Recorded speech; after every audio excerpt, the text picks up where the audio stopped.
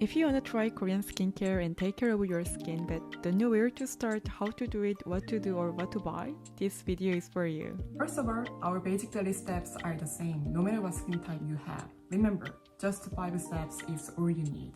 Cleansing, toner, serum, moisturizer, sunscreen.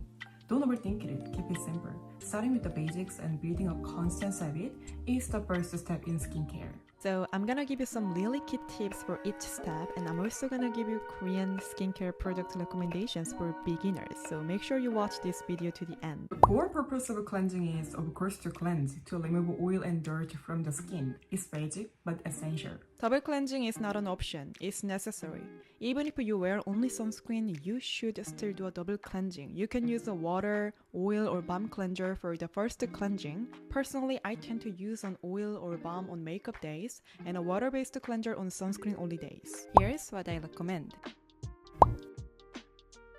Make sure your foam cleanser should be mildly acidic. If you feel dry immediately after washing, that's a sign that you need to switch to a milder, more moisturizing cleanser. I tend to use the mildest products in the morning and with a bit of exfoliation at night. Here's what I recommend.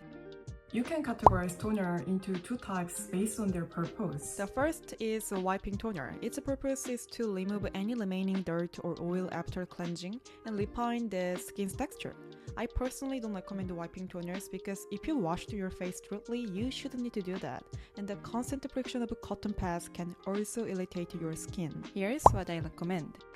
Second, the toner for hydration. You will apply it to your bare skin right after washing to help hydrate and strengthen your skin's barrier. So you want it to be hydrating and gentle. Note that you don't need to layer 7 or 10 times as too much product can actually clog your pores and cause breakouts. I usually stick to 2 or 3 layers. Here's what I recommend. Next, the serum, or essence, or maybe an ampoule.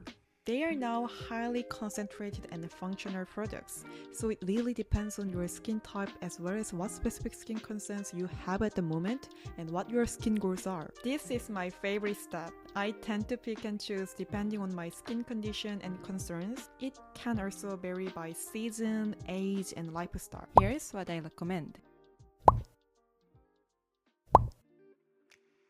A moisturizer's primary purpose and role is to hydrate literally.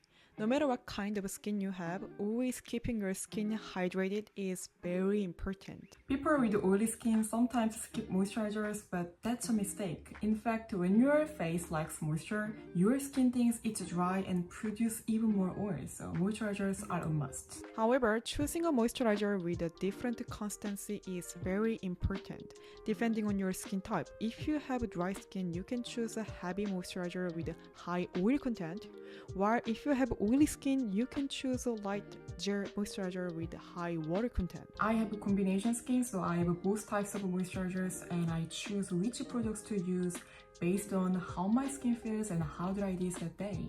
Here's what I recommend. Last step, sunscreen is also crucial. Because of its function, sunscreen is inevitably loaded with chemicals, so you need to be more selective and careful. Finding a sunscreen is comfortable for your skin may take some time. Sunscreens are divided into mineral and chemical.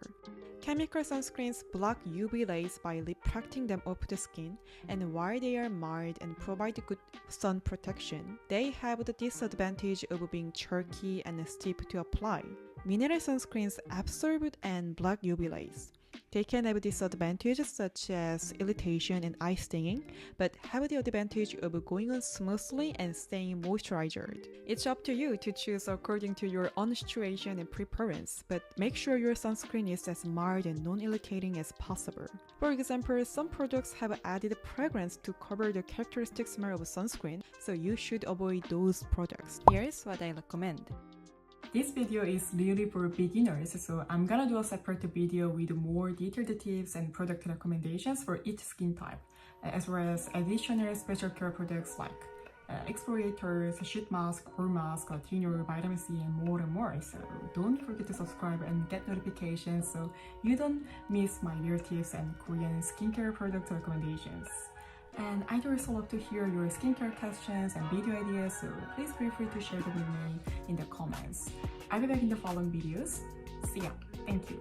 안녕.